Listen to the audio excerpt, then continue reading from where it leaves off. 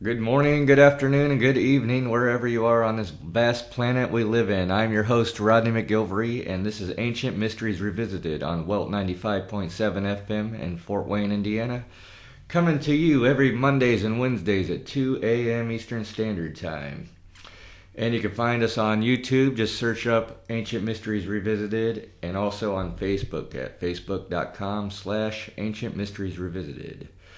Today we got a special guest, a good friend of mine, who is a long-running Freemason and a Knights Templar member.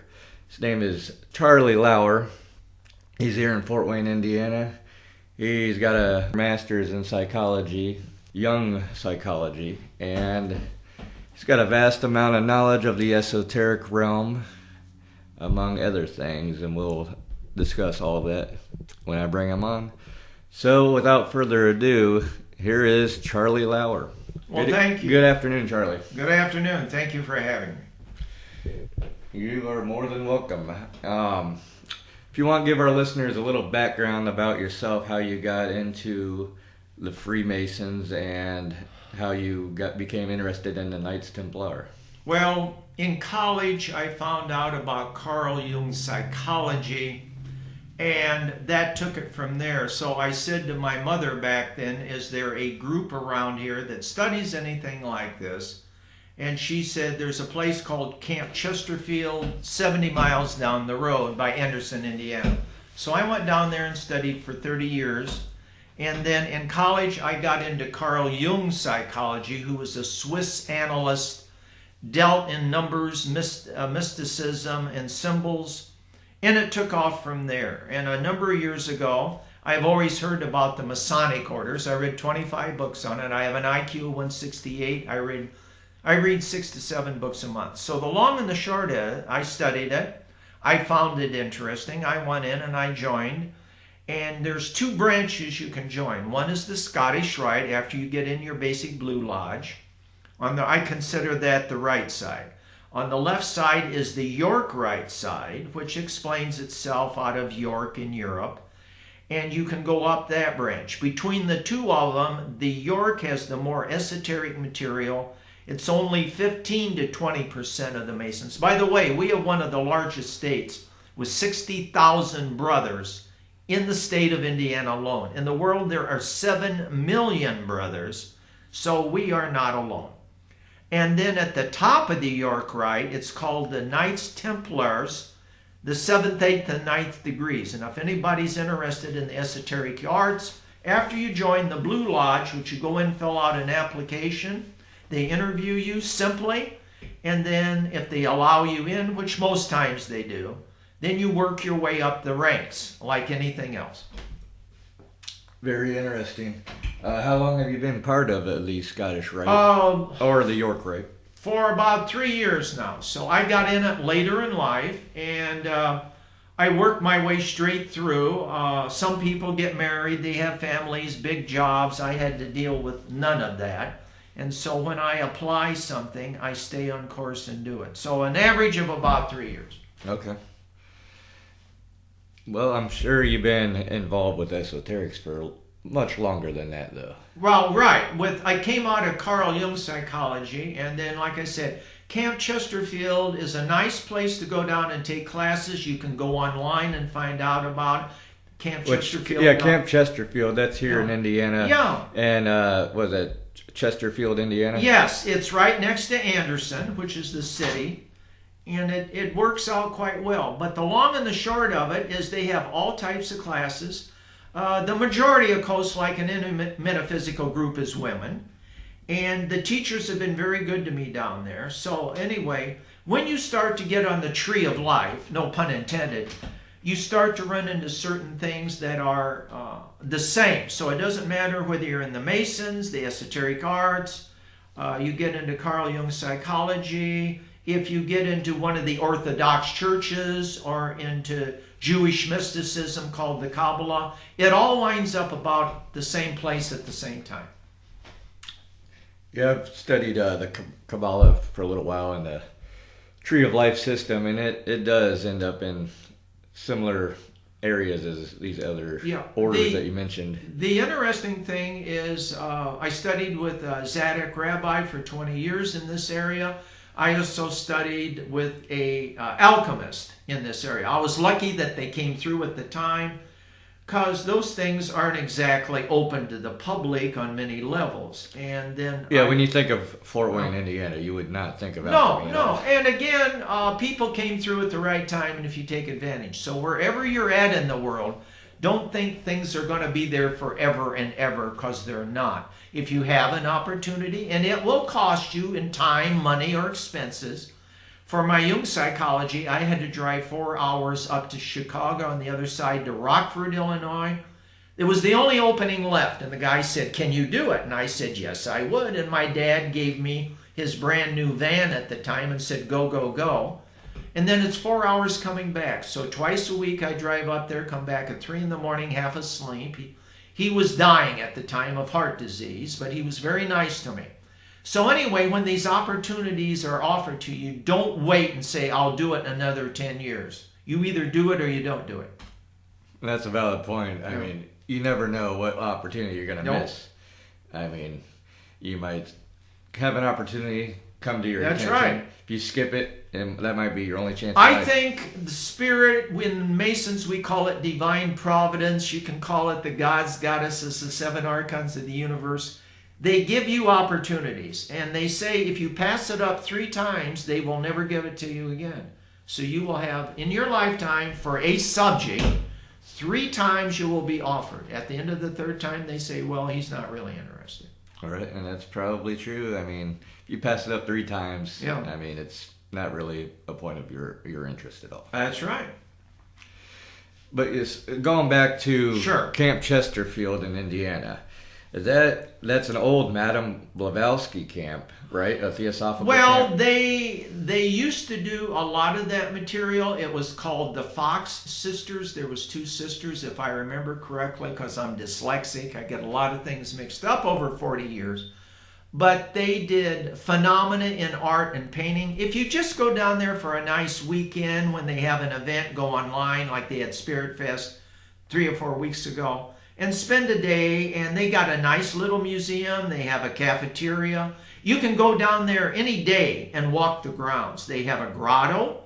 They have some beautiful busts of famous metaphysical people, and it's very, very quiet. But it's a safe place for women to go. There's an old hotel on campus that still works. Now, off the grounds in Anderson or around there are restaurants and better grade hotels if you want, but I prefer to stay on campus. Right. So with private teachers and mediumship, you can study Mediumship 101, which I did for 20 years and became a certified spiritualist minister. You can study symbolism.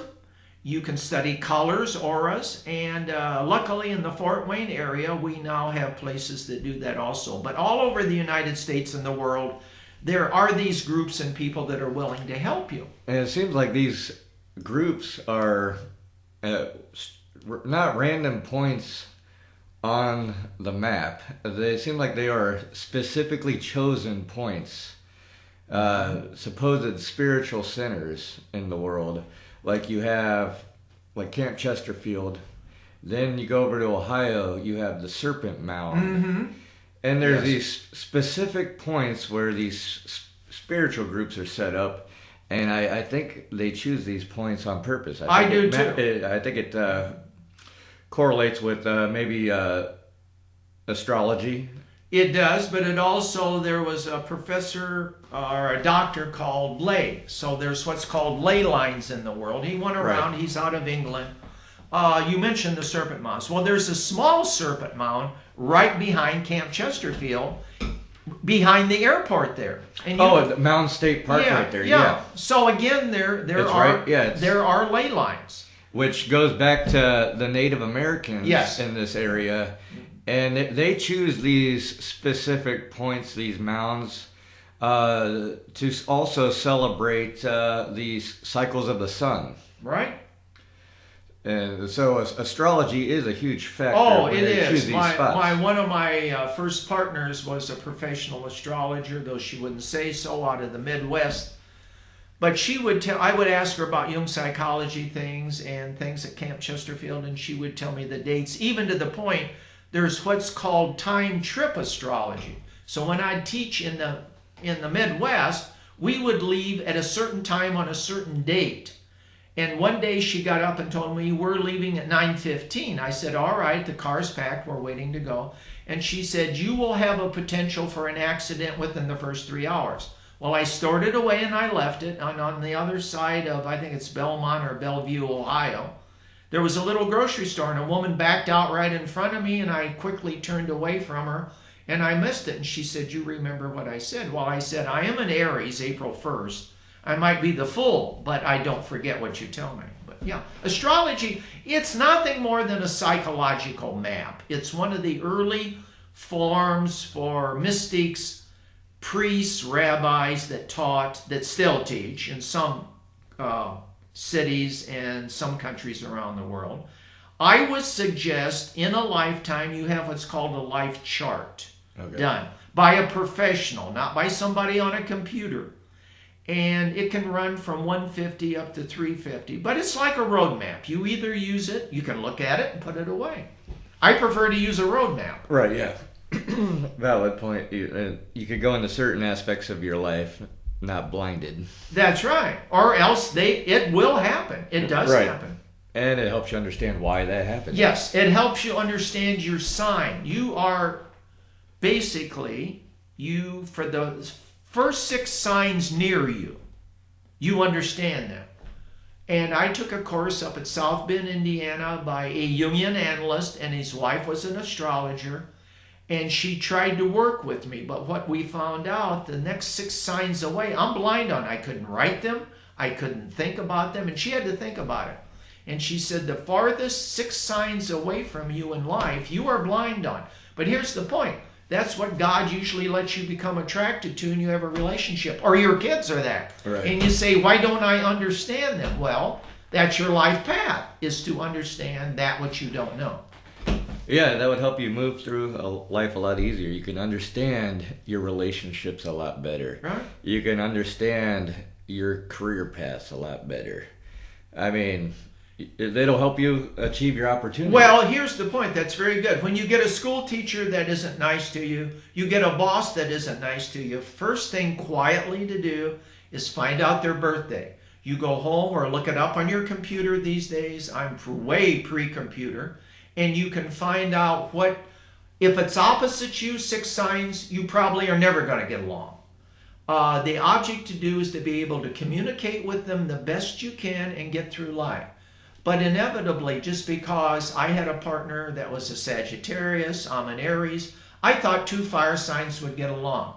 No, they don't. Because I envelop you with fire like we're doing here. I talk about the whole issue. A Sag has the arrow. They come straight at you every time. They do not give you grace and margin. Right. You need a balance in life. And yeah. That would prevent the balance. It would keep the fire going. Yeah. But it's just what I'm saying. You learn this stuff. Now, to me, which the school systems in the world don't use, you should teach the basics of this in high school in what we used to call the junior or sophomore years. If you did metaphysics, or called hermetic arts, astronomy, astrology, and alchemy, which is transmutation of thought and things, the kids, when they get out, even a high school and move on, they would know how to handle life. But we don't do that because we call it superstition. Exactly. Look at these ancient societies. Most of them were highly spiritual societies that knew about the hermetic arts. Yes. And we live in a society that is strictly materialistic. That's right. And we're building a solid foundation of eliminating the spiritual self, even the concept of self. Nowadays, look at the confusion in American society. It is drying Everyone, out. They don't know who they are. Everyone's confused on who and what they are. If, like I said, you give me a bunch of 5 and 8-year-olds, we sit down and have a nice discussion about life. These kids today, they call them special kids, blue kids, purple kids, whatever. They come in innately born with these certain abilities. And young parents don't know what to do with them. They will ask their parents certain questions. And yet, if they had teachers like me around, they could. Now, they used to have at Chesterfield, I don't know if they do or not, but during the summer, they have what's called the Lyceum for Children. And for 2 or 3 weeks, you can take a child down there, 5, 8 years old through 16, and the teachers will work with the kids together. I've sat in on a couple of classes. It's great on metaphysics. So you could check with them and see what's going to come in 220, if the classes are going to be offered. But at least as an adult, try to go to these places. I'm trying to think of the big metaphysical center up by Finger Lakes in New York. I always forget the name. But there is a humongous spiritualist metaphysical center up there. They offer tons of courses. It's on the water. It's beautiful. All year round. Oh, nice. In fact, it was on the X-Files. It was mentioned twice in the X-Files. So, yeah, it was great. That kind of reminds me of this conversation I had with a previous guest of mine, Valery Uvarov from St. Petersburg, Russia. He has his own pyramid complex over in Russia. And he worked with families that had not really special needs kids, but they had special talents. Like he gave an example. He worked with this family that had a daughter who they wanted to enhance her abilities to play piano because she seemed to pick up piano right away. And by the time this kid, or real quick, he worked by having a pyramid in the room while she was taking piano courses. And by the time she was 10 years old, she was playing with all the orchestras over in St. Petersburg. Fascinating. Yeah.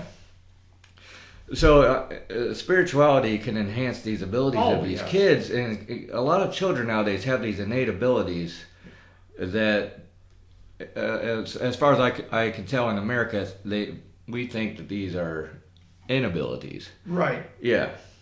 There used to be a woman, I'm trying to think of her name. Anyway, up north of us, and the local people here would know about it, by Auburn, Indiana. She had a 3-story A-frame house, and she taught metaphysics. Well, anyway, she had a giant pyramid out of copper and brass made that you could stand up, it had to be 15, 20 feet high, on the first floor. You could put about 20 people in it. Well, I helped build it. put it together after the tubes. Did she have a specific reason why she built this? Yeah, she taught classes in it. Oh, okay. Metaphysical.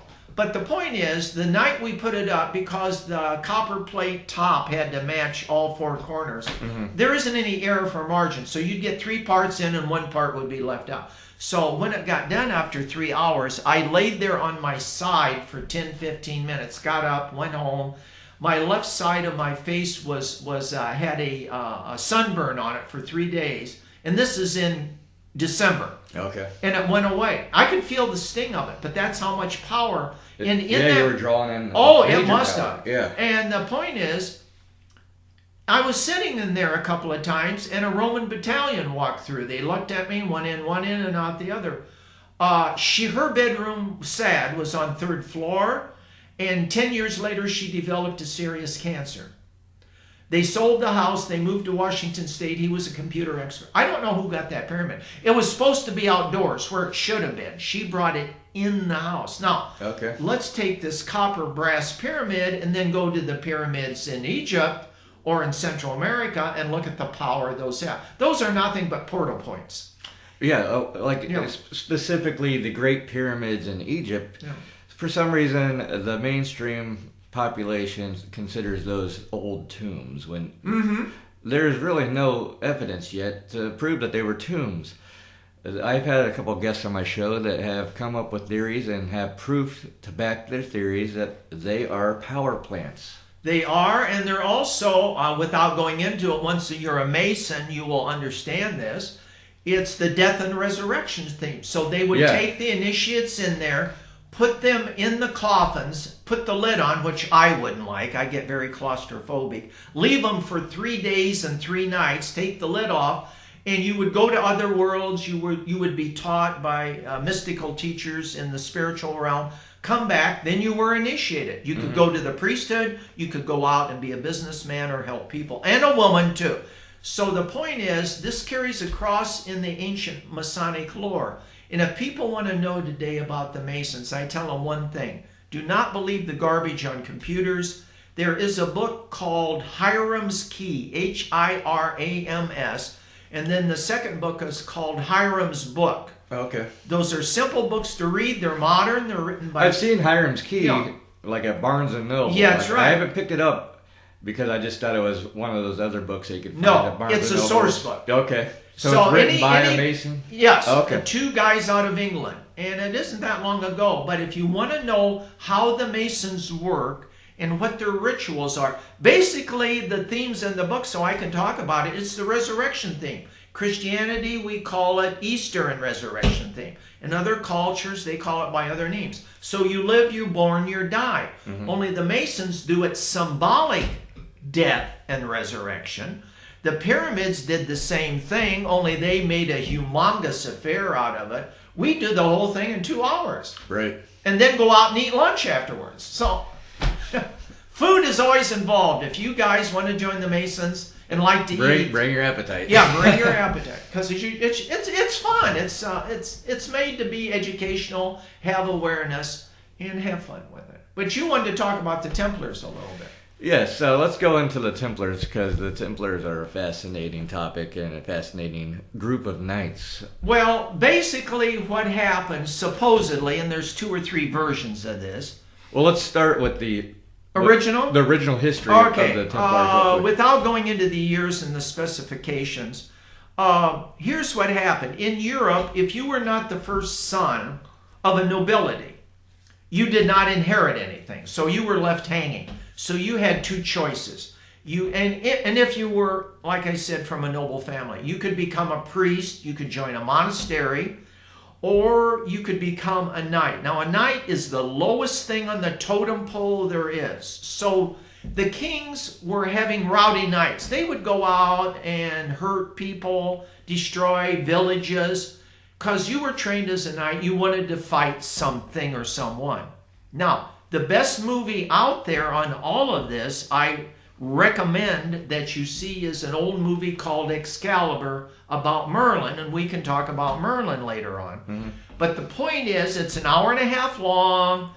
Get some friends, have something nice to eat, watch it, and talk about it afterwards. But it's all about knights and King Arthur and the mythology and the symbolism that all plays. So the kings said, we have to control them somehow. So they got them together. They wrote out a dictum as to how a knight should act toward women and children. And this plays out with the Masons too, eventually, in the storyline. And Crusaders went to around Jerusalem and those places, but they went there to protect the pilgrims who go on pilgrimages, so they wouldn't be looted, beat up, or taken into slavery. This started with 7 men and 9 men. Now, the numbers are very important in the Masonic lore. They don't talk about, but when you're reading ancient mythology, study your numbers. 7 and 9 are very important. 7 is the number of creation. 4 to 3 is the axiom of Maria in alchemy. You need the male and the female to create alchemy. So 7 is the creation number of the universe. It's in the Bible. It's in the other books. So they were formed, and at Jerusalem, they were given lodges on the old Temple Mount. And they started digging underneath, and they found supposedly either the Holy Grail or the tracks to the story of Jesus and his family and the rituals that were performed at the time. So they took them back to Europe, and they kept them. They did not give them to the church proper. Now, all at once, lots of men begin joining. They give them lots and lots of property, and they become extremely wealthy. So, and that's one of the biggest questions is, what did they find too? That's it. At King Solomon's Temple. What that's was right. There? That's so one of the biggest secrets in our history. It could be one of 3 things. So eventually, as they gain power, and they have these consistories or these large, like monastery buildings all over Europe. Now, they needed money, grains to ship to Jerusalem to take care of the warriors. So this was the way they got money. Now, they had people working in farms. They had giant farms. They had people working in monasteries. There are Knights Templars priests. You could say I'm a holdover from that. I'm one of the few, I'm what's called a Gnostic priest that is a Templar. So you can join and become what's called a Knight Templar priest, but I'm a priest. So that's as rare as hen's teeth. But anyway, going back to the source, so they had battles. Well, here's where the mistakes happen. You got 120-degree heat, and you're fighting a bunch of Arabian boys who's got small horses and has very little chain mail on. They use leather. Mm-hmm. We were chain mail, and we had giant horses, like the horses that carry the beer wagons around today. You see in the the big Clydesdale horses. Only today, by the way, I found out because I saw them 3 weeks ago down at Indianapolis, Indiana, by accident, supposedly. They're Belgium horses. Okay. They weigh that's what they use. 2,000 pounds, 50 pounds of food a day. Let's think of us having an army of these horses. Yeah, they call it fodder. Do you realize the amount of fodder it would take? Now, first of all, the horses can't stand that heat because they came from colder climate in Europe. So they lost tons of horses. They lost tons of men. After you swing a giant 6-foot sword around for 5 minutes, you're winded. And the Arabian boys knew how to take on the Christian boys and beat the crap out of them. So they lost a lot of battles due to that. Oh, yeah. But they took back with them, those that survived did one of two things. They either lived there, married the local women, had large estates. This is the second and third crusades. Some of them went back to Europe, and they took with them, they studied alchemy from Arabia. I was about ready to say, this has got to be where they found out their alchemical knowledge. Yes, and doctoring. Yeah. And they took it back with them. So it fits into the early Masonic order, the early Knights Templars. Well, this is probably also where they were accused of blasphemy by using the Baphomet symbol. Yes. And they probably found this knowledge of Baphomet through the Muslims. Well, one of the stories is that Veronica, at the time of the death of Jesus, whether you believe it's a mythology or actual event, put a cloth up to his face, and there was an imprint called the Mandalora off his face. And they said that belongs to the Masons yet today. I've seen pictures of it, of a dead man's face. And they say that could be one of the stories for Baphomet. That they use that in adulation. They have it at the higher Knights temples in Europe. Right. And made copies of it. A quick side note go ahead. Baphomet. If you look at the symbolism of Baphomet, and if you have a decent knowledge of alchemy, it's just, there's an alchemical formula in there. It's not a satanic symbol. No. It's all transmutation. Right. Birth, death, resurrection. Every culture has their own view of it. What comes is ignorance. For example, a number of years ago in Fort Wayne, a sheriff went around to the high schools and preached and showed pagan superstitious symbolisms and showed the kids. I'm sitting there observing this, keeping my mouth shut. Most of it deals with mysticism and ancient symbols, whether it's the hex sign, which is used still heavily in Pennsylvania on the barns. It's the Eye of God. Oh, yeah.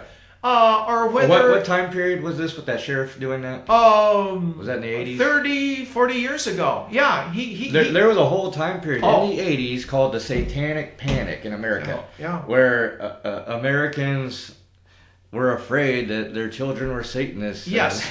And so kids grabbed these symbols and used them just to get shock value. Right, yeah. Or whether it's the one that the Nazis used. I'm trying to think of the symbol... the swastika. Swastika. All right. That's Indian in origin. That's thousands of years old. And the German metaphysicians grabbed a hold of it. Then Hitler's boys grabbed a hold of it and used it for what he wanted to. But really, what he was dealing with was some ancient mystical symbols. Right. You realize I've seen a picture in Fort Wayne, Indiana. It's online on the historical page for... I love trolley cars. So they have a trolley car PBS show about it. There's a 1913 Fort Wayne trolley car with that symbol on the side of it. I brought it up and the guys just looked at me. They didn't even know what it was. but they used those symbols. Maybe somebody knew what it was in 1913. I don't know, as Right. far as a mystical symbol. But on the side of a trolley car in Fort Wayne, Indiana. So you never know where these are going to show up. Especially in 1913. Yeah, 1913. And I'm looking at this going, excuse me? So anyway, like you said, later on, this is where ignorance plays in a lot. And I was mentioning to Rodney here before the show, the witch hunts in Europe and America, they killed thousands of cats because they said they were the familiar to the witch. Well, when the ships came in from different countries that had rats on them with fleas on them, there were no cats to kill the rats, and they multiplied, and that's where we got the Black Plague from. So Yeah, that's correct. The Black Plague Right. was born out of ignorance. out of ignorance, again. And again, if we pay attention to things and keep perspective is what we're talking. Look, if you don't like something, don't do it, stay away from it, but let other people alone. And we won't do that in certain cultures. We say we're the good guys, there's the bad guys, this is evil, this is not evil. Well, there's all sides to the story. And the more you study this material like I do, the more you see different things going on in the world. Now, the big thing behind all of this is called the White Brotherhood. Now, about 30 years ago, I'm at a holistic conference. I trained with the holistic nurses in, I'm trying to think of the state, North Carolina. So there's 500 people there. Half of them are doctors, half of them are therapists or consultants like me. And we're talking about different things. And a little doctor's running around from Macedonia. He introduces himself to me, and he says, I'm the head of the White Brotherhood in Europe. I said, oh, really? I didn't know too much then. And he introduced me to I'm trying to think of the name for it, a blood doctor, phlebotomist, I think is the correct term. And she ran the feminine part of it. Well, she had this beautiful silver medallion on with 5 rubies. He told me about the symbolism. But here's what he said. In his small town up in the mountains, he was an astrologer. The baby's born. He would do a chart on the child, keep it in the drawer, pull it out when the mother would come in, and tell the mother what was going to happen to the child. She thought he was a miracle worker. He said, Chuck, I'm just reading the chart. It's right there in front of my face. Wow, yeah. But in the West, we will not do that. American doctors or European doctors laugh. Most of them do. Laugh at this. They think it's superstition Oh. or witchcraft. Yeah, and all it is a psychological, spiritual profile of who and what you are. Mm-hmm. And if you use it as a roadmap, and that's all it is a roadmap, you're good to go. So you can have a professional reading. I was telling Rodney earlier, runs about $150 to $300, and make sure you get a chartered professional astrologer to do this, not someone that uses a computer. And you take it, you say thank you, they explain a few things to you, and it's a roadmap. I was told early in life at Chesterfield, and in the 20s, my chart was done quickly and professionally, that in my young life I was considered an old man, and in my old life now I would be considered a young man. She said it's rare, but it happens, and she left. And she went back to Chicago, lived out her life, and died. But what Ellen showed me was that in high school and college, they called me Uncle Charlie. All the girls would come and ask for help. I'd give it to them. Never dated them, but I got to be with all the pretty girls. And then later in life, I'm dating women half my age now. And some of the guys think it's funny or stupid. But I remember Ellen, I got that chart at home. I remember what she told me. Yeah, it goes back to what she said. Yeah, this is 30, 40 years ago. So the point is, people will guide you in life. Your spirit guides will help you once you learn. You can learn those at Chesterfield or other places. And they can help you. Now, remember, there's more than one world. We are not it. Right. So speaking of ignorance and guides and people that help, let's go back to the Knights Templar. Yes, go ahead. Let's continue what you were mentioning. Well, basically, they had so many battles. I think there was 5 crusades. Rome got tired of it. The knights got tired of losing their lives. Mm-hmm. Or they went back home and lost their possessions. So the battles ended eventually. Some of them stayed, married local women. So when the newer knights come over and wanted to fight them, they said, look, we're married to this woman, and you want to fight her uncle and her grandsons. And those are our relatives. So the fighting more or less stopped. Mm-hmm. Now there's lots of political stories, and you can buy really nice books on the Knights Templar and all their stories. But what's important with them is they go back home eventually, those that do. They know all this mysticism and esoteric arts, whether it's alchemy, astrology, astronomy. Now, what was the world like back then when it came to It esoteric was, arts? Was they that were- acceptable, or did the... No, it was paganism. Right, okay. So they kept it to themselves. There are some in Europe that knew it. Now, you were talking about early Christianity. The first through the third centuries, the church fathers knew a lot of this, and they studied it themselves. But eventually they said, for the common public, we cannot have... So there's Gnosticism, which means this is a veil of illusions. Right. You work your way through it. It's the old saying... Gnosis equals knowledge. Right, and it was a carnival. This is a carnival. So you work your way through it. You have a family, kids, life. But remember, don't take things too seriously, because there's more to this story than what you know. And when you get to the other side, they will help guide you through the process you're in. Now, if you believe you die and that's it, I read a nice book on spiritualism that told the story of people dying, angels sitting by the graves, waiting and waiting. You don't want to lay in the ground forever. And you wake up, you look around, and they go, we've been waiting on you for 200 years. There's more to this. You just didn't die. So it gives you an idea that if you pay attention, and here's the biggest thing of all, Rodney, leave your garbage behind. Do not take, I could have, I should have, I would have, I'm sorry. It's a different reality in a different world. You move on to your next world, whatever that's going to be for you. And that's one of the main concepts of alchemy, primarily spiritual alchemy. Eliminate your personal garbage. Yes. You transmute it. You burn it off. Yeah, you burn it off. Burn it off. Whatever, however you do it. That might be one of my personal beliefs of what the point of life is. Burning off the dross of yourself. Yes.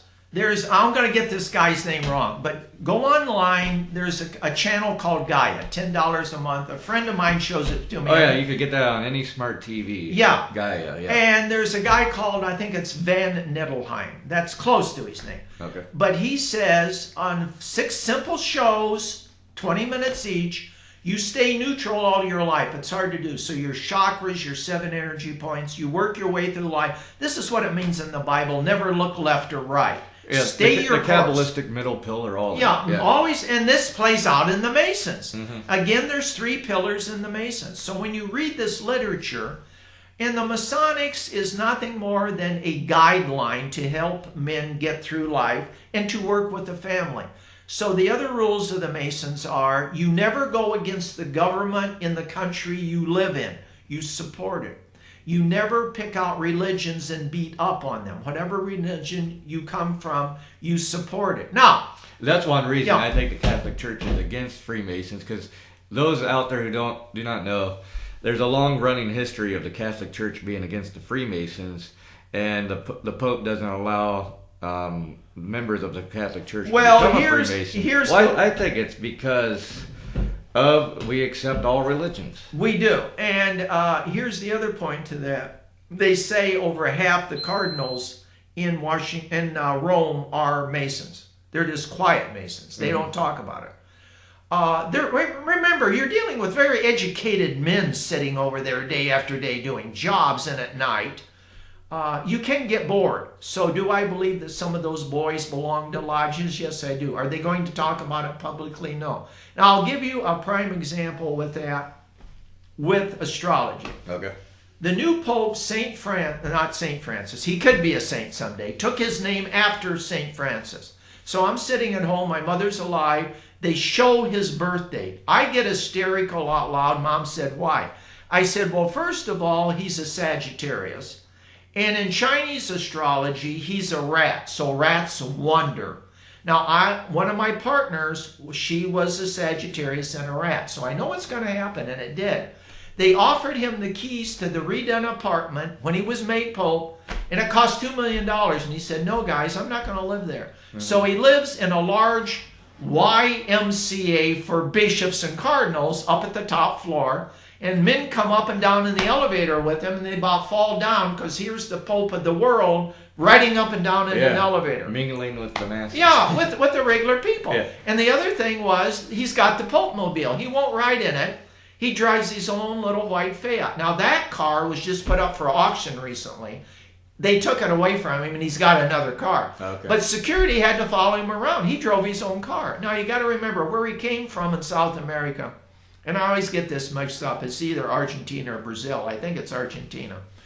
As soon as he was made Pope, he goes inside, makes a phone call to his old girlfriend, Sue. Hi. She goes, hi, how are you doing? I just been made Pope. She says, no crap. He goes, yeah. So he called his old girlfriend from high school and told her, she was married, has kids, I'm now made Pope. He worked with people. He was a Jesuit, is a Jesuit priest, which is my background also. Okay. And he taught in high school, and he had a 2-room little place, cooked his own foods. To this day, they fight him on him not cooking food because they have to bring meals to him, special made. He still likes to cook. But the point is, he taught chemistry, so he's not a dumb person. And he said in 5 more years, I might retire. So if he Didn't does, he also take out that big gold throne that the Pope usually sits on? Yeah, he doesn't like that either. But the point is, the locals don't like him because they wanted the old, I could see that. They want all the old rituals and things. He doesn't like it. He doesn't like any of it. He's more of a worldly person. And he said on a plane trip recently, I might only be Pope for 5 more years and then I'm going to retire. So if the other one's living, that'd mean 2 popes that have retired that are alive. That's never happened before in history. Yeah, so we'll see how it plays out. But with the Templars, so eventually, getting back around the barn to them, they played out. They're still alive today. They say there's 2 organizations. One is with the Masons. But here's the kicker. I talked to Rodney, and you people out there should appreciate this. I read 25 books on the Templars, and I'm sitting there going, I'm missing something here. What? And then you ask Spirit. Spirit will give you answers, but you have to sit still and listen. When Philip the Fair said he destroyed the Masons, he didn't do it completely. He got the local pope. There were 2 popes at the time. One at Avignon, the biggest castle in the world. You should go and see it. I haven't seen it yet, but it's beautiful. And the pope at Rome. So you have 2 popes. And he got the local pope. He said, what can I do? I owe millions of silver pounds or gold. And so did my father to the Crusades. I want it canceled. And the pope said, declare heresy against the Templars. Yeah, so they were the bankers of Europe. So he said, I declared heresy and went out and killed them all. Here's the point behind all of that. They did it through secular law, not through the ecclesiastical law, because ecclesiastical law, and there are ecclesiastical lawyers. We had one in Fort Wayne at one time. I got to talk to him. They're through the church. Remember that. Secular laws through civil government. Right. And the Templar were under control of the Pope. They were started, the order was started and mandated under charter. A little Portuguese guy did that. And he started 8 or 9 men and did it through the Pope. So he went right to Rome and said, do you need guys? And the Pope said at that time, said, I knew. Now, what the Templars were created... No, that was the Jesuits. Excuse me, I'm mixing my apples and oranges here. I'll tell you about that later. But anyway, so the Templars were still mandated through the Pope. So what the king did, nobody fought him back in those days, is completely wrong under law. So I had mentioned to Rodney, I would like to write up a writ, put it in a nice leather red little envelope, make about 20 copies of these, go to Europe, go to these big Templar buildings that are owned by, and I think there's 900 in Paris. Okay. I don't know how many in Europe. That's quite a bit, yeah. Yeah, and they're still ours. They belong to the Templar. Walk up, knock on the door, and say, within 30 days, hand us back our property. Now, can I enforce that? No. But if 1 or 2 of them hit... But didn't you say you also had a lawyer background? Yeah, some training. Okay. Yeah, so the point is, they would fight it tooth and nail, but some of them might say, okay. And if it started to work, we could get our properties back. That would be history in the making. It would be, because technically those properties belong to the Knights Templars. They do not belong to the governments they're in. Right. And you can buy pretty picture books of the Templar buildings all over the world that are still up and going. The ones to look at are in Acre along the strip where Israel is, all along the country there. There are buildings all along there that used to be Templar castles and buildings. Right. I was about ready to say that would Jump in. That would start a physical resurrection of the Templars. I mean, we got the Templars behind the scenes that most people don't know about. This could be a resurgence of physical Templars in the world. Yes, it could be. And again, they're put together to help society, to help people. But if the younger people would realize what these organizations were originally, and there's variations. So I'll give you an example. Once you become a Templar, you get a little nice magazine every 3 months. And there's books in there that the average public doesn't see that's printed. Mm-hmm. So they showed the resurrection of the Templars in Moscow, Russia, which was, if I could have went there, I would have killed for. They had a huge high mass. The Russian Orthodox bishop had it. And the Templars are standing there invested in their beautiful costumes, outfits, and swords. They cost thousands. They're just not the $1.95 models we have sometimes. And by the way, the old Midwestern or United States model outfit, you look online, today will run about $1,500. That's the pants, the coat, the chapeau, or the fuzzy ostrich hat, and the sword. Now, those are all imitations. They're now doing away with those and having a cape and a little cap. They run $150. Okay. Because the guys don't want to pay the big. I got one of the older outfits, so you can still get them. But that gives you an idea of what's out there, what can be done. But I just read the books and I said, this isn't right. The way. Well, it was jury rigged. The whole thing was jury rigged. Now, on Friday the 13th, that's where it comes from, when Jacques de Molay was burned on an island in Paris on the river, the Templar boats were sailing out of Marseille. They knew this was coming. And so it's split into 3 parts. The saying goes. A third went to Switzerland. That's your bankers today, is your Templars. Okay. A third of them went to around Rosslyn Chapel, and we'll talk about that in the future on Rosslyn, the chapel that was built there. Well, the bankers, do the Swiss bankers, probably the older ones, do they keep the tradition going? I would say they do, but again, I've been over to Switzerland. They're very cold, isolated people. See, Carl Jung was a Swiss man himself with Jung psychology. They just don't want to talk to you. But if you look at what happened, now the old story goes, the Turkish military came up to Switzerland. They made it that far and were going to fight the peasants. Okay. On the hill stood 20 men, all dressed in white, on big white horses with red crosses on them. Guess who they were left over from? And once the Turkish men saw that, they took off and got the heck out of there. Yeah. A third of them, the other third supposedly came to the New World from what we call British Columbia down to Maine, built 7 little castles. So you got the switch game. If they brought the Grail with them, which little castle was it put in and why? Well, there's some speculation that Christopher Columbus was involved with this. Yes. So there's all types of stories. The thing is, quietly, Henry VIII sent over so many military ships.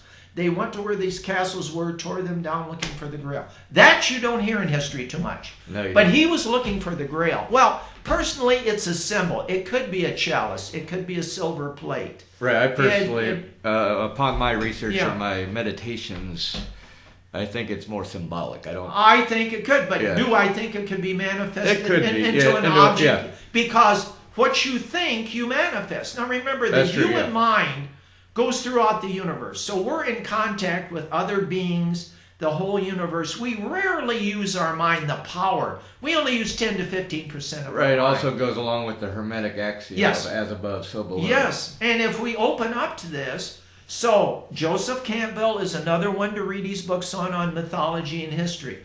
And he said mythology can be turned into history if you believe it's strong enough. Thoughts are things. Mm-hmm. So again, a lot of these are mythology. Doesn't mean a lie. Mythology is a story told on a higher plane rather than consciousness. Well, get this. Go ahead. I've had a guy on my show recently, 2 times already. His name's Roger Spur. And he specializes in what's called mud fossils. And he studies the surface layer of the earth, the rocks and such. And he's found out by actually utilizing Google Earth. If you look at a map on Google Earth of Morocco, there is a giant dragon, an outline of a whole entire dragon, blowing fire on a huge fish. So it's an underwater dragon. That's proof almost of the mythological creature of the Leviathan. Yes. The other thing that goes along with that over there, since you mentioned it, the Knights of Malta. Now, I got 2 of those large medallions. If you go above the earth and look at the way the pyramids are laid out, it forms a cross in the night, Maltese cross. Now, how did they do that hundreds of thousands of years ago? Yeah, how are they looking above? That's right. So anyway, that's great, yeah. You start looking at all these things and putting them together. We have so many questions and very few answers. So you do the best you can, and we are dealing with a lot of ignorance. That's true. But the I would human like to know too. I would like to look at the astrological layout of what's above the pyramids. Is there a Maltese cross? Well, there's supposed to be the pyramid's supposed to go the other way. It's point to point, and when it goes up the other way, it forms another pyramid up above that, upside down. I've always wondered that. Yeah. Like, what's below the pyramids? That's another upside down thing. Pyramid There was below it. They had a TV show, but they cut it off in the middle. They went down underneath it, and they said there was too much water, and we can't show you what's down there.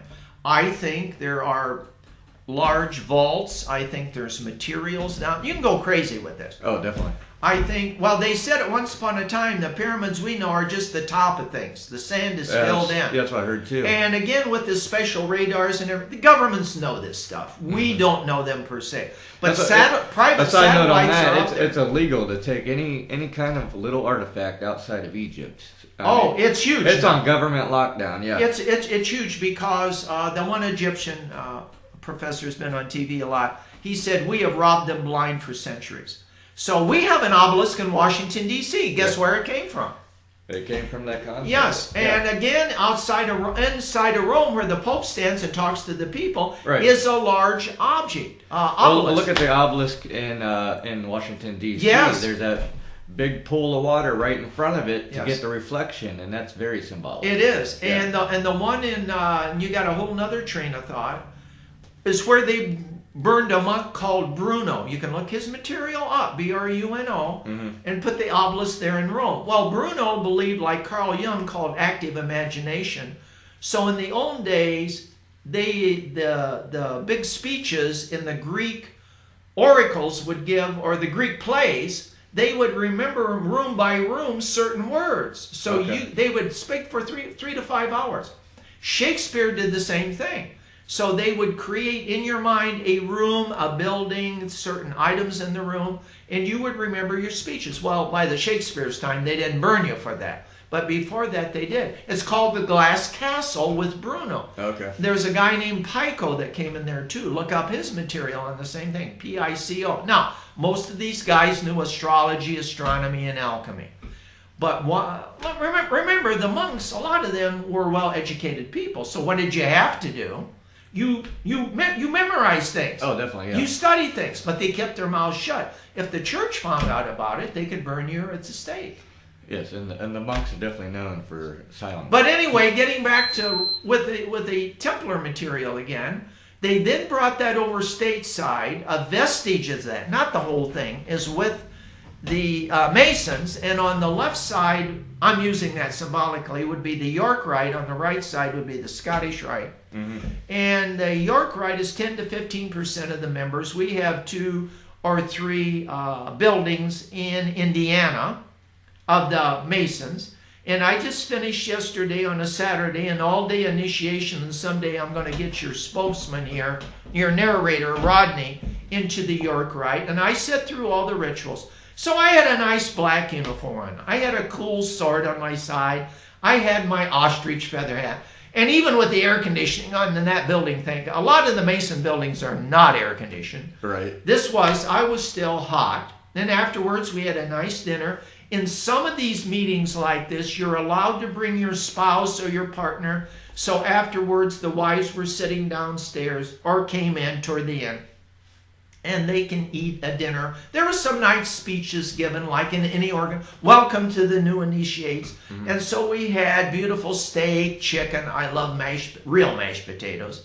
And they say Did you have the green beans? Yeah, I was like just going to say that the Mason green beans are, except this had bacon and onion in it. It was a better grade. Well, that sounds good, yeah. We had 5 different types of pies. So I'm a bachelor. So at the end, they will stand up and say, brothers, if there's any of you that want food, I go, yes. And I got my extra plate. I got 2 pork chops at home, 2 baked potatoes, and 3 pieces of pie. So I'm good to go for 2 or 3 days. Nice. But you go home. Now, some of the brothers are interested in the deeper material. Now, you have what you call, to make it more complicated, side lodges.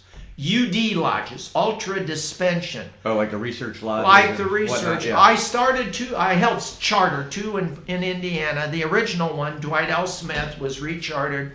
And then we just had the new Knights Templar Research Lodge, which they had a meeting in Saturday, so I couldn't meet both at the same time, in Columbus, Indiana. They meet 3 to 4 times a year. That's it. Describe the Knights Templar Research Lodge. All right, we do esoteric as far research. As you can. Yeah. Well, it's open. Once you're a brother, you can join it. It's like $30 to $40 a year. It's not $150. And they go to different parts of the state, and the guys will read papers and discuss just what we're doing here, only through the Knights Templar perspective. Now, some of the guys join to join. There's about 12 of us, 14. They aren't very big. Remember, that's out of 60,000 men. Mm-hmm. And the other guys are interested in what Rodney and I are talking about right now. But it's a way to get the younger guys in. I'm an older man. I helped start it. Older brother, rather. And it's once I'm gone, Rodney and the other men will take over. But if you don't study the mythologies, the traditions, and the rituals, they will die. And if you go back in the esoteric times, the Essenes, a lot of those early mystical lodges way back, women had theirs too. And they died out completely.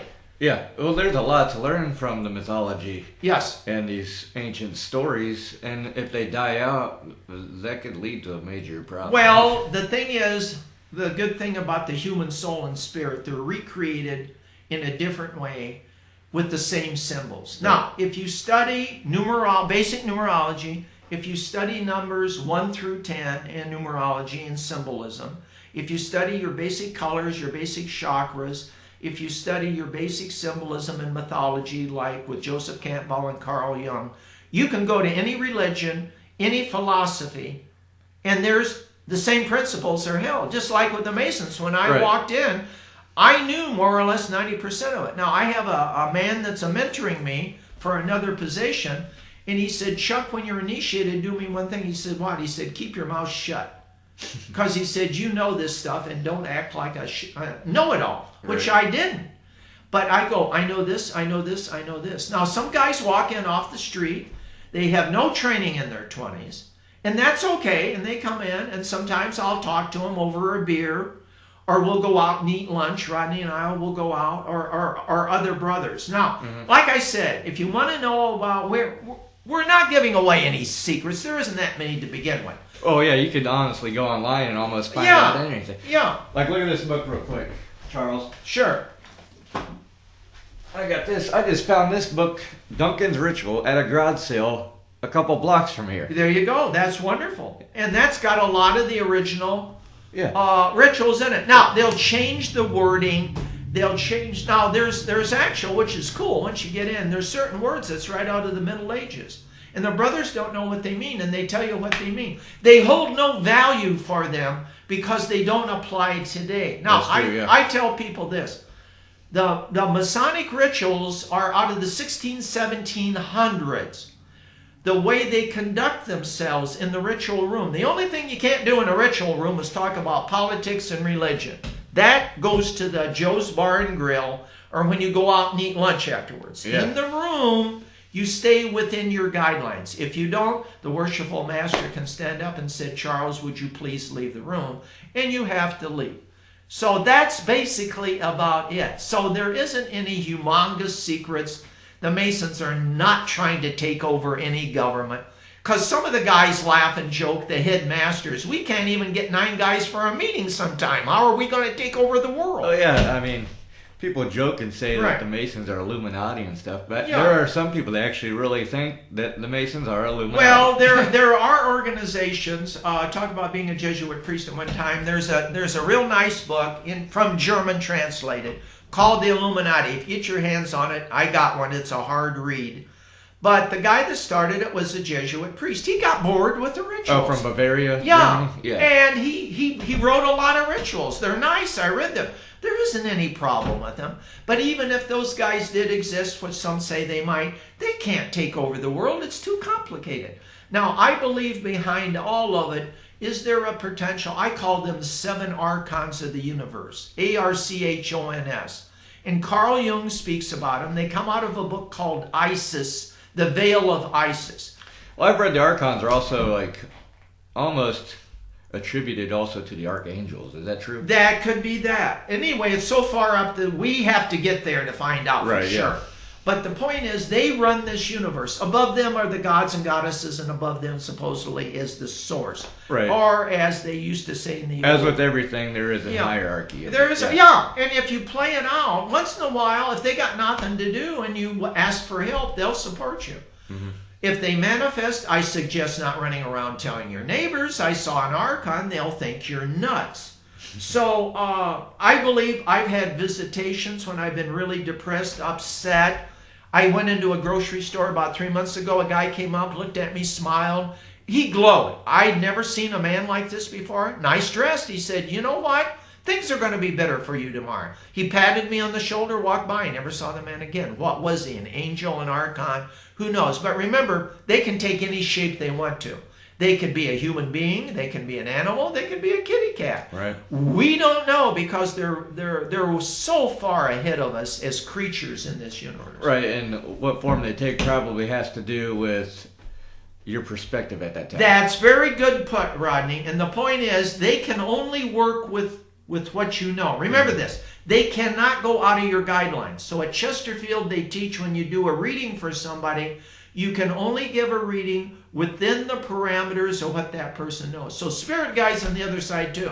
So if they wanted to tell me about building a spaceship, I don't know, so they're not going to tell me about building a spaceship. Right, yeah. They'll tell me what's inside the Knights Templars, Carl Jung. So what am I saying that for? Study as many things as you can in life as a hobby or an avocation.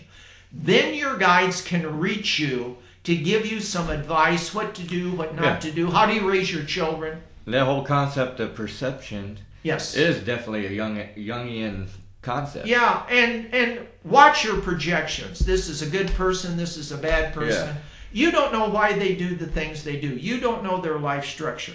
Now, you mentioned kids. Here's the big thing with kids. Kids are coming in with a lot of what's called pre-knowledge. They'll discuss it at 4, 5, 6. I saw grandma. She's been dead for 10 years. Oh, yeah, I think this goes along with what some say they're the indigo children. Yes, Yeah. and or like your children that are doing artwork. You don't say you can't make a life out of this. Don't do that junk.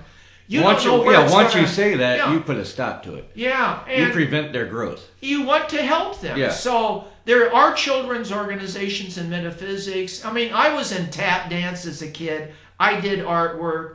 I studied music from 6 up until I was in college. Now, am I a professional musician or a tap dancer? No.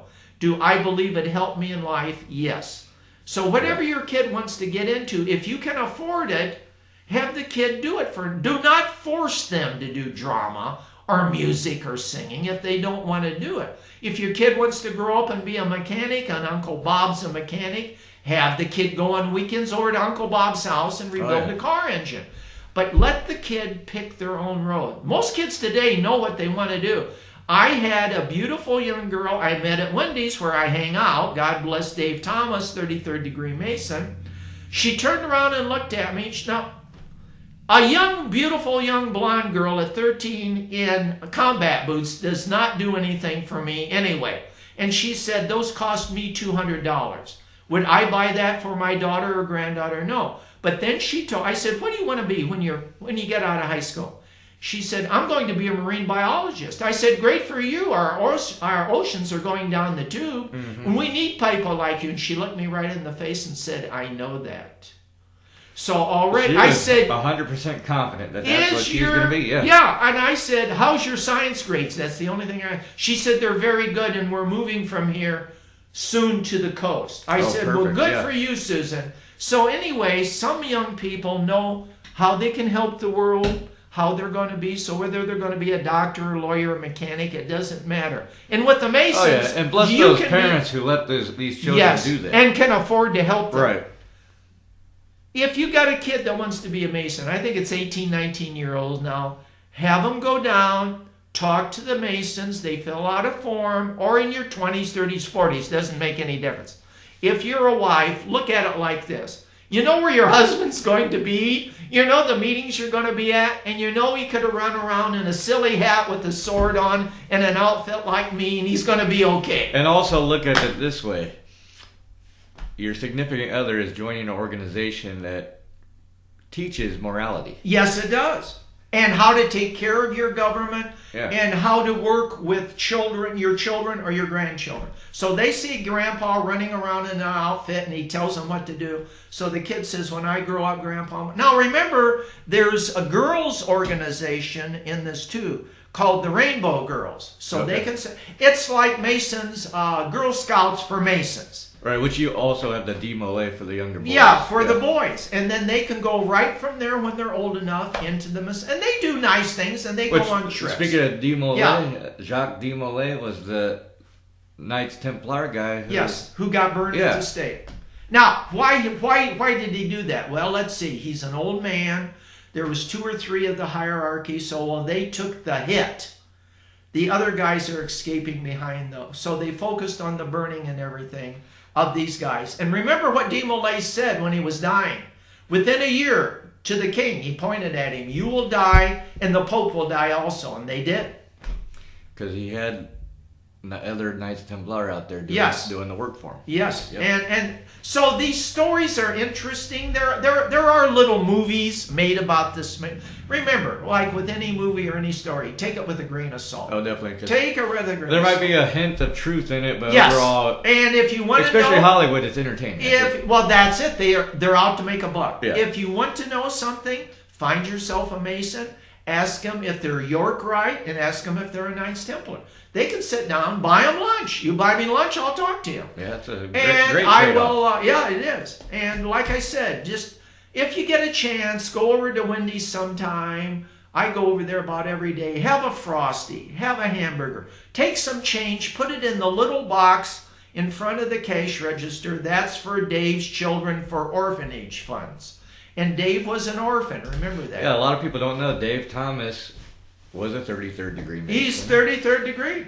And from his knowledge of being a 33rd degree, it definitely is combined with he was an orphan himself. Yes, he was.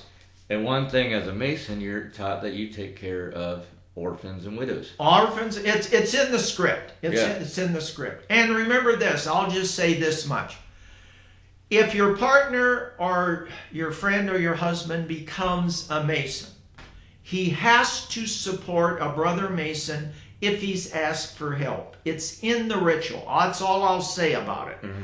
But if you do not, you can be blackballed out of the... There's a number of things you can be blackballed on. And one of them is you have to support social organizations, your family, take care of them. Or the brothers can come to you and say privately, you're not doing what you're supposed to be doing. So they do regulate themselves. The Masons do regulate. And it's still out there today. I've seen 2 guys get blackballed. And it takes a year or 2. You can get back in. Mm-hmm. But they have to go through the process. So there is a legal jurisdiction process in the Masonic orders. Now remember, state by state. Yeah, it does. Each one's interdependent. Vary, yes. Now, some of the brothers, you're going to love this, came down. I went to Dayton, Ohio one day from Canada. They were Canadian Mounties. They had the full outfits on, the full scabbards, everything else. They went through their rituals in Dayton. And you remember that TV series, what was that cartoon series about the Masons? Rocky and Bullwinkle. Yeah. The guy I was talking to was right out of Rocky and Bullwinkle. He had white hair. He had the mustache. Probably the thick accent. He wasn't very tall, but he was sincere. And he said, we were frightened to come here. I said, you guys go out in 20 below zero weather to get bad guys. He said, yeah, we do that all the time. But you're afraid to stand before 600 men, and they do a different ritual than we do. He said, yeah, we were. But I said, it went wonderful. So they got back on the plane. I said, too bad you didn't bring your horses with you. And he said, we couldn't get them on the plane. So anyway, very nice, yes. You never know. There's American Indians that have their own Masonic lodges. Oh, I just heard about that recently. Yeah. So again, like I said, whenever you're in a brotherhood, you go to that a couple of guys from Indiana went on a business trip to India. The Indian boys found out they were Masons. They held a huge dinner for them. They didn't know that.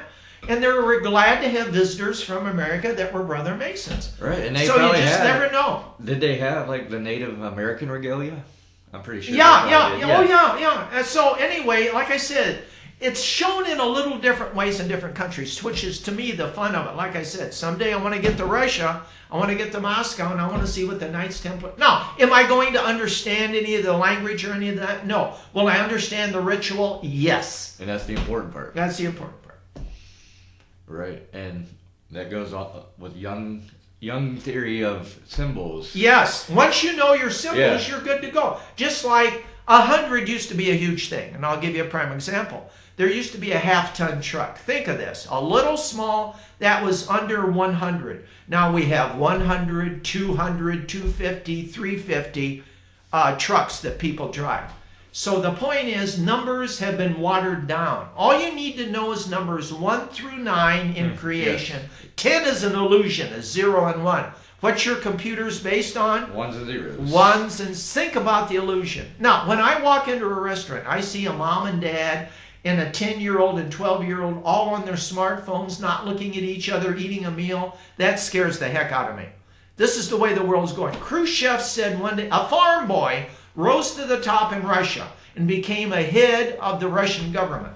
And he sat there one day and looked at the camera and he said, someday, pointing to the American newsmen, you will become us and we will become you. And he laughed and he left, and that's what's happening. Yeah, that's a sad being fact. fulfilled right now. You know, your smartphone with numbers on it and names, that was a Russian invention in the 40s and 50s. The little apartment house woman would, when you would call somebody, would sit down at her phone, get paid 5 rubles a month by the KGB to read the number you were calling and put it on a list. Now it's on an American smartphone. Yeah. Think about that. Where things actually come from. So we're becoming them, they're becoming us. So he made a prophetic statement. So we have to watch what we do, how we do it, and listen to minorities and people and help them. And again, it comes up at the Mason meetings. We are here to help our brothers that have material and that do not have material. And that's our brothers and sisters around the world. Right. So I think the validity of Masons is more strong now than it's ever been. Possibly. It should be. And I think it's going to make a comeback one of these days. I think it'll be through the Templars, however that plays out. Through the York Rite, through the Scottish Rite.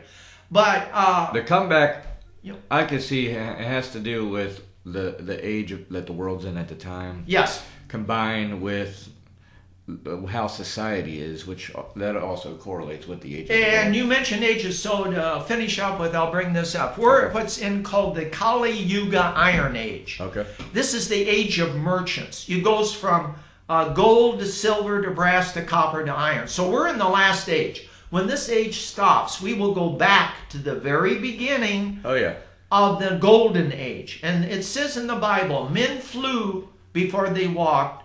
They sang before they talked.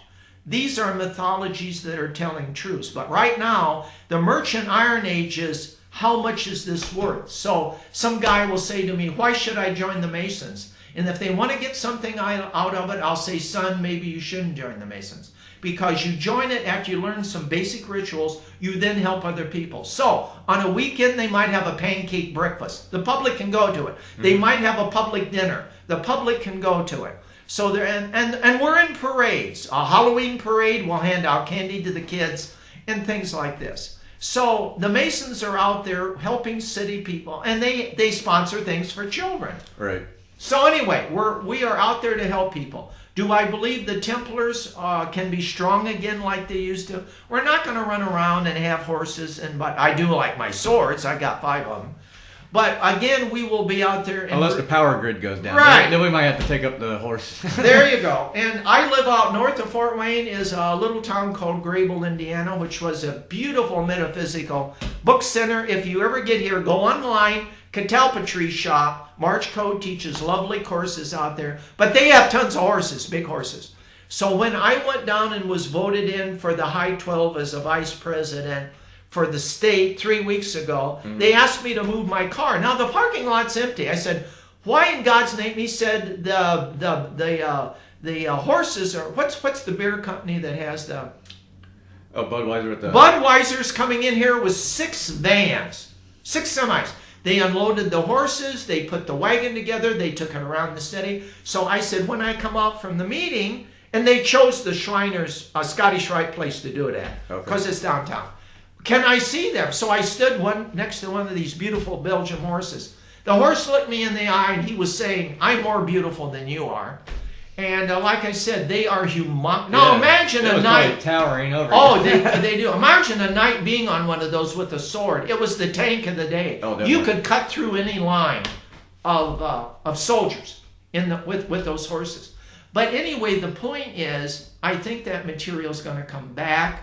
And do you think that has to do with the end of the Iron Age? Yes. Okay. I think, 25,000 years, whatever it is. But we're buying and selling everything. Right. And you can't buy and sell spirituality. Everything in this market, or this world right now, has a price on it. Yes. And look at these New Age groups now. Yes. They're putting a price on spirituality. You can go and learn in 25 lessons for $5,000 how to be a guru. Right. I know a man that did this 20 years ago. He took his last pennies. He came back here. He should have went to the local college. You could learn to be a professional cook for $3,000. He could cook beautifully. And he said, I'm a guru now. And we all looked at him, half our age. You come to me for $100, I'll give you a reading. Nobody did it. He was taken, and he lost. And now he's bumming around Fort Wayne somewhere. And he doesn't have anything because he's despondent. But you don't go and join these big organizations and spend. No, another organization to look into that's very, very nice, inexpensive, is called the Coptic Organization out of Kalamazoo, Michigan. It's a metaphysical. There's 3 years of studies, 3 weekends a year. Oh, come on, who can't do that? Oh, I know. It's very basic. It's very nice. I did it. I like the guys. They're a group. But go online, the Coptic Organization out of Kalamazoo. The Coptic philosophy, that's a pretty ancient philosophy. Yes, it is. It's not the Coptic Church, though, but it's close. It was started by a guy called Hamid Bey, who was a Coptic priest that did come over here. Where did he come from? From, I'm trying to think of the country. Around Africa somewhere. But here's the point. You can look it up online. But here's the point. At 5 years old, a man came to the house, talked to his parents. And Hamid Bey didn't know what happened. A year later, he took him away, took him out in the desert. This is in Hamid's Bey book called 5,000 Burials Alive. Okay. He's on old TV and black and white. You can see these old things. He would be buried alive to prove his spirituality. But anyway, a door appeared before them in the desert. He went in, the door shut. He was there till he was 21 years of age at a monastery. He came back out, and they said, you're a priest. Go help the world. He didn't stay in that area. He came to California, started a metaphysical center. John Davis took it over, who's still alive and well and kicking, who's a professional numerology teacher up in Kalamazoo, Michigan. Okay. I studied with him and taught with him for a number of years. But Hamid Bey said to John, you're going to take this over. John said, no, I'm not, and he did. Now, the other one to finish up with, if you want to study yoga, the local yoga's nice, is called Kriya Yoga. Okay. That is the #1 yoga. It doesn't involve a lot of physical positions, though there is some. Does that go into more spiritual philosophy? Yes, and Eastern and concepts. So your body changes. So somebody said, what's the big deal? I said, well, I got an old TV set. I got a high definition TV set. Put the two side by side. The old is the old world. The HD is Kriya Yoga. Okay. And in the famous book, Autobiography of a Yoga, or Master, whatever it is, he says on page 5 and 8, if I'm correct, I studied Kriya Yoga. This Van Nadelheim on TV yesterday, I watched his little show. He said, I studied Kriya Yoga. He teaches professional snipers in the Army how to survive and come back. And here's what he said. He's part Cherokee Indian. Okay. When you go fishing, you make the fish come to you. You don't go to the fish. When you go hunting, you make the animals come to you. And he trains white men how to do this. And he said, my job is to train them to come back alive doing their job. So again, it's strictly metaphysics, esoteric arts. Whether you want to be a candlestick maker, a baker, a mother, a dad, take a course, go somewhere. Learn from professional people that are licensed, that are chartered. Is there anyone locally in Fort Wayne teaching Kriya Yoga? Yes. Okay. You have to go on. It's out of Farmington, Florida, is the main office. You go down there, they will tell you who the local people are. They're retired mathematics professor from IU. Very, very nice couple. She's a CPA. Okay. And you take the basic course and then you go into the other ones. You go up from level 1 to 6. So again, there's levels to all. I'm up to level 3. So again, as you do all this, now to finish with a fun thing, we'll talk about Merlin a little bit. Yeah, let's go into him for a little bit, because Merlin is a fascinating character. That's right. And people think he was just... It's a fantasy story about No. him. But this is based on reality. Okay, Merlin is a name called Merthin. It's just a minute, Welsh. Okay. It's a title like bishop. The story we know of it is 3 bishops put together. Merthin, or 3 ancient Celtic mystics. Okay. Like I said, see the movie Excalibur. You will watch Merlin in there, what he actually knew and did, and helped King Arthur. Okay. Okay, here's the storyline to it. He was the Celtic Christians are coming in. He is one of the Druids. And he realizes they're going to take over his 30,000 family acres. Or some say 3,000, whatever. So he became a Celtic bishop by day, and by night he was Merlin. So he knew all the rituals, all the incantations. And what you're doing with this type of mythology is recognizing Mother Nature for what it is and working with it. There's things you can do and things you cannot do. Right, and that whole concept is the basis of religion, a lot of religion. Spirituality. At the core, and spirituality, yeah. And the point is, you don't force anything. If you force it, it can come back and bite you in the butt. And remember, I can do what's called time skipping. If you know how to do that, if I'm doing a 4-hour drive, I can get it down to 3. But here's what happens. Somewhere in life, you have to give that time back. I usually do when I'm sick, because I'm sitting home, I'm not doing anything, I'm upset, I'm mad at myself, so I give those hours back. I have to eat it, in other words. Okay. But what you buy, you pay for. So this is where the ancient system of sacrifice came from. Oh, yeah. If you want something and offer a sacrifice, which is pouring wine into the ground, you don't give Vestal virgins or kill animals like they used to do in the old days. That's ancient stories of an uneducated mind. Can you do that? Yes, you're sacrificing blood. But in this life or the next life or the life after that, it will cost you personally. People don't realize the costs on these things. Be careful what you ask for, what you get. You say thank you, and then you go on to your next thing. Now, go jump in. The alchemical law of equivalent exchange. Yes, you have to do it. I mean, whether you want to do it or not, it's going to bite you. Yeah. And people say, well, I can get by with it. I'm afraid the universe is bigger than you are. It doesn't work. So anyway, Merlin. So he went along and did what he was told. Now, there's a movie. I'm going to forget them. I love little movies, not big ones. Richard Harris plays the lead in it. You can look it up on Google and find out. And by the way, someday I'm going to get Alexis and glasses because I'm dyslexic. It's coming. And she'll talk to me through. It's $1,000, by the way. North Star's got them. Oh, they have those now? Oh, yeah. Oh, yeah. Wow. Better than Google. But I've got to get the money to get them. Well, anyway. So long in the story, I'll say, Alexa, I need this. Alexa, I need that. Help me. And she'll go get it. But here's the point with Merlin. So he realized what he could do and what he couldn't do. In the movie, like me, he was an older man, and Morgana come along and he falls in love with her, and she kept saying, teach me the saying of creation. Well, basically, here's what it is, but you got to know how to do it in the Welsh language. It's Anil Nathrak Uthvat Vedas Dochel Denvi. And he says it 3 times in the movie. Now, I've watched that movie so many times, I memorized.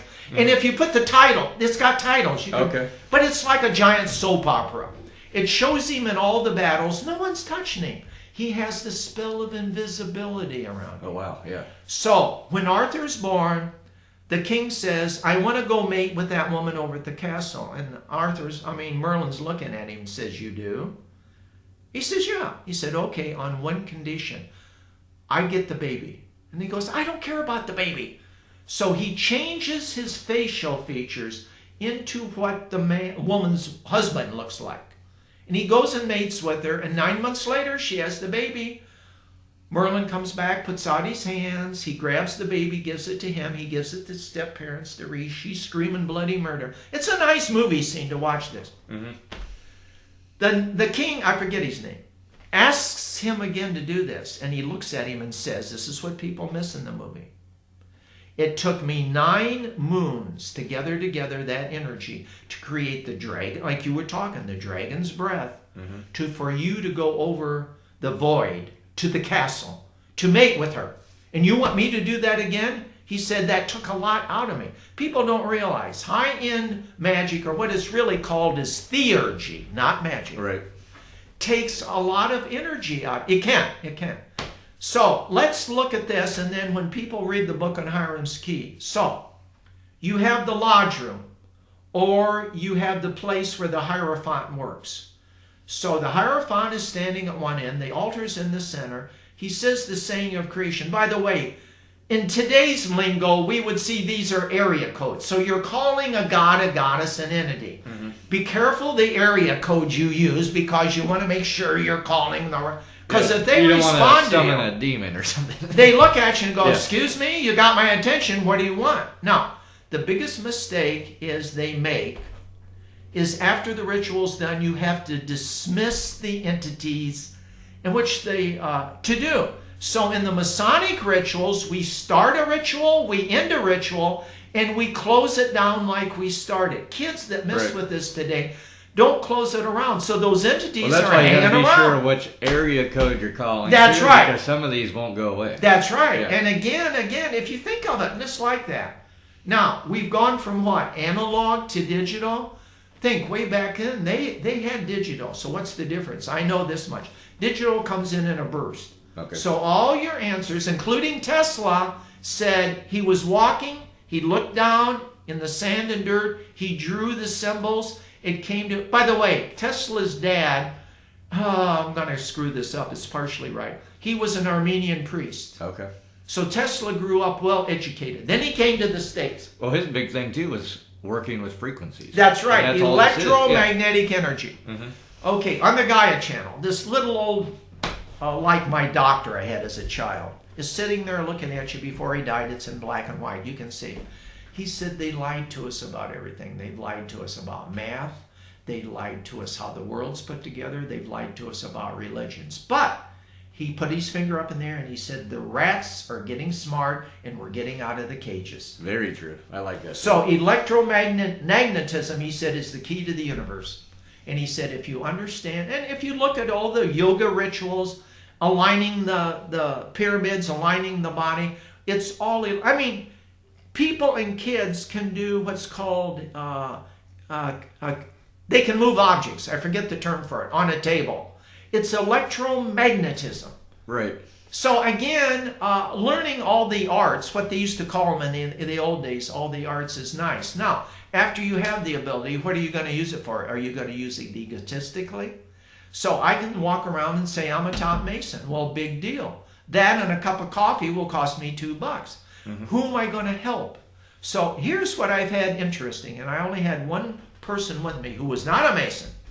I'm sitting there on a rainy night. A woman walks in and says, may I please have some money to eat some food? I'm alone. I look around. This is at Wendy's. I said, yes. I gave her some money.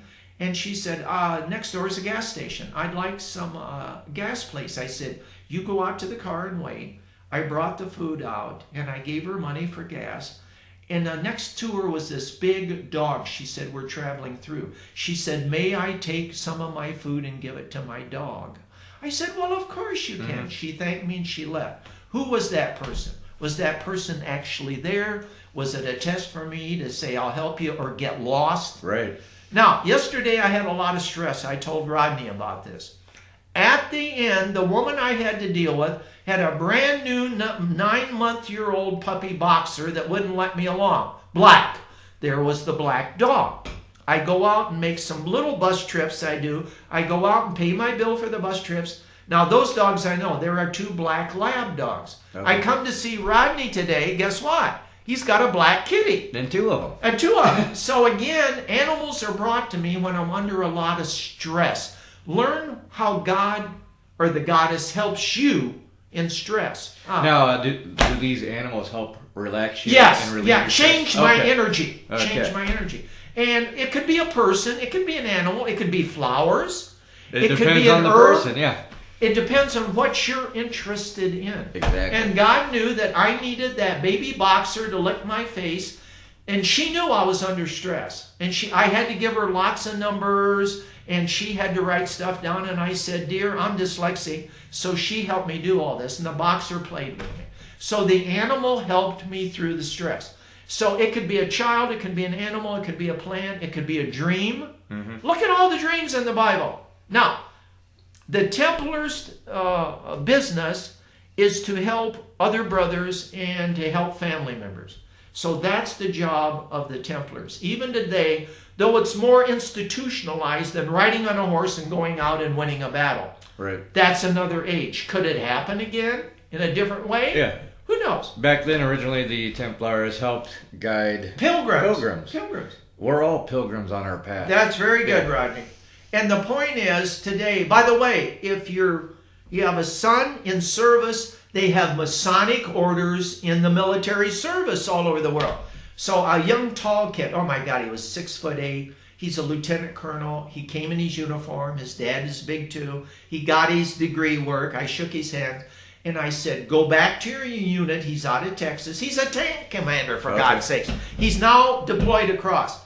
Go to your local lodge. He said, what do you mean? I said, if you go into a military lodge and there sits a general with you, there sits a couple of colonels, and they need a job in the future, they go, that young guy, what's his name? Steven, he's a Mason brother, and you could get promoted. And he said, I never thought of that. So again, networking. Remember in Indiana, 60,000 brothers. And here's the 2 kickers I can tell you. I open my mouth and you hear me yak a lot, and I get loud. I'm in Anderson at a buffet bar talking to some people from Chesterfield about the Masons. A man walks across the room, shakes my hand, and said, you're a traveling man. That is code for you're a Mason. The old one, which is really cute, they'll walk up and say, how old is your grandmother? That means your lodge number. She's 372 years old. One guy patted me on the shoulder and one day walked by me and said, hello, brother. And I knew he knew I was a Mason. It's by the ring you wear, by the code you carry, and the way you handle yourself. Another brother will know a brother Mason. So that's how it works. And it can be lots of fun. You want to do a pancake breakfast? Fine. You want to do esoteric arts? Join the York Right Side. Yeah, if you come to Fort Wayne and you're a Mason, go online and come to our lodge meetings. The one Rodney and I belong to is a couple fun lodges. Is Saul D. Bayless Lodge, which is Dave Thomas's lodge, or the Highland Lodge. There's other good lodges around. So just have fun with it. And being a traveling man is a key. Because this does give you opportunities. There's lodges all over the world. Oh, you can go. If you got the money and the time, I would recommend in the first year, go online, find 6 lodges that are having events, initiations or dinners. If you go to them as a guest, they will do things different than you do. Learn what the differences are. And they'll be very considerate of you. I've gone to a lodge in a one-horse town right out of the hills of Kentucky. They didn't have much, but boy, could those women cook. They were considerate. We came to visit them. I've gone to high-end lodges at Detroit, Michigan. They were considerate with us, but that's a long way from eastern, southern Kentucky. Right. So the point is, all over the world. I went to a Columbia City lodge. Yes. Fairly close to where we are in Fort Wayne, but totally different lodge. Totally different. Yeah. The way they project themselves, I guess. The way the themselves. York Rite does things and the way the Scottish Rite does things, it's good. Now, the Scottish Rite has hospitals for people that are burned badly, for eyesight, for disfigurements. So the Scottish Rite does wonderful, wonderful things. Above that is a group called the Shriners yet.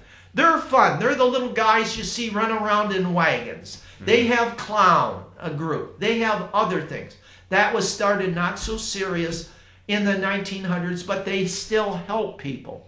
Yeah, one of their primary things is to help children. Yes, to help children. And that's the whole thing behind this.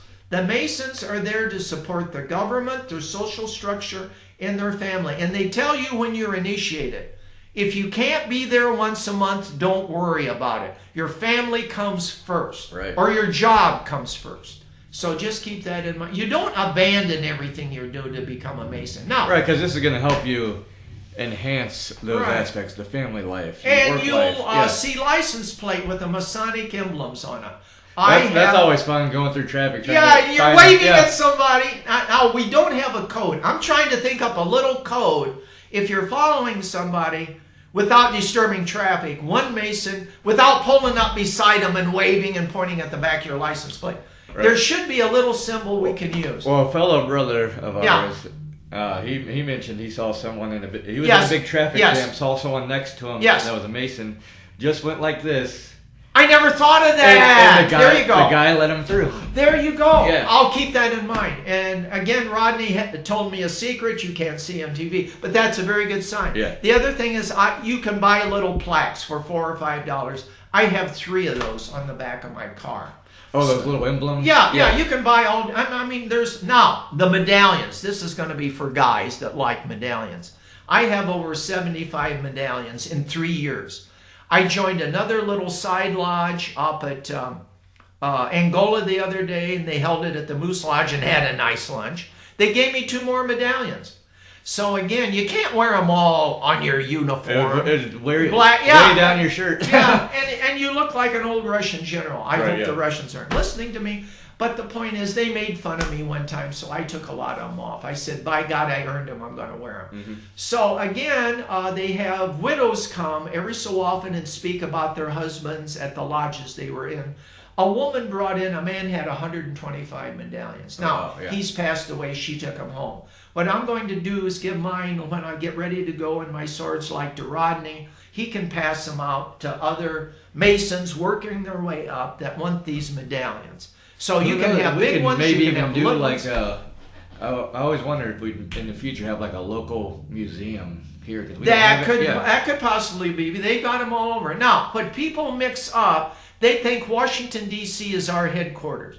That is Southern jurisdiction. Yes, I can go there. I can go to the rituals. They got tons of Masonic lodges in Washington.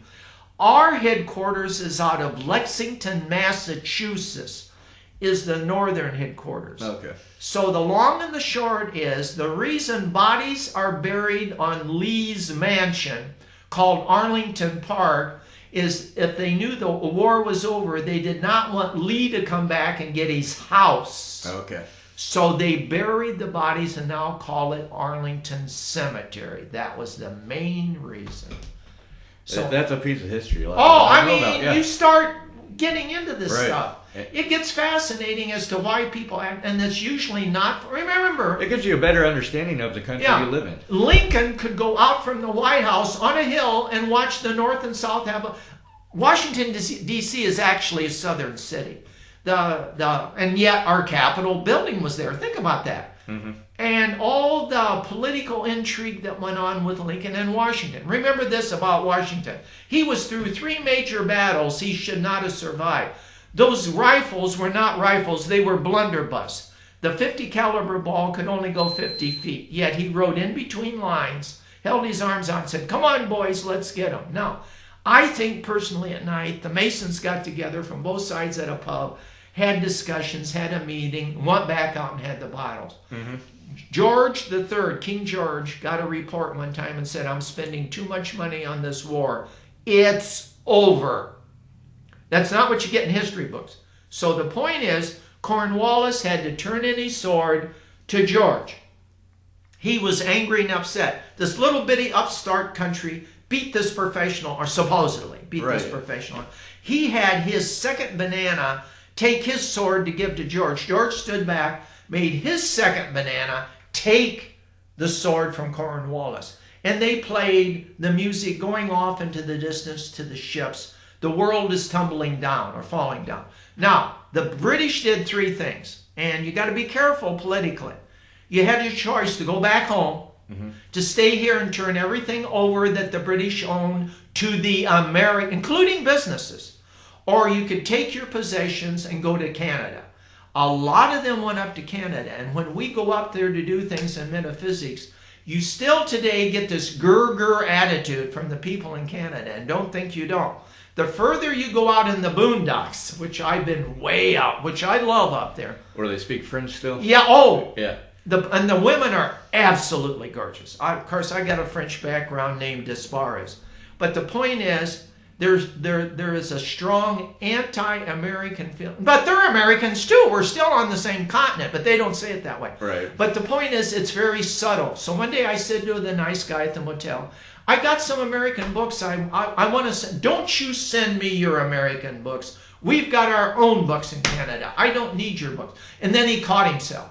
So the sentiment going back to the American Revolution is still there. Oh, yeah. They want their property and their money back that their great-great-great-grandpa lost here.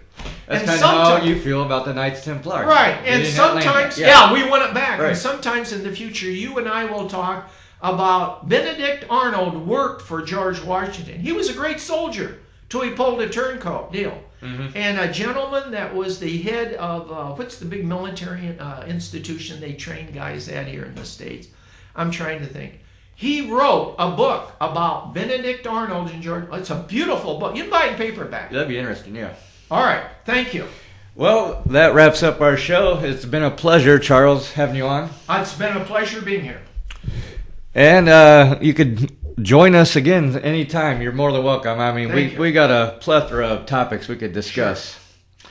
That was Charles Lauer. He's a Freemason, Knights Templar. He's got a master's in Jungian psychology, and he's well-versed in esoteric arts. You could catch us every Mondays and Wednesdays at 2 a.m. Eastern Standard Time. This is Ancient Mysteries Revisited on WELT 95.7 FM. We are the Deprogramming Program.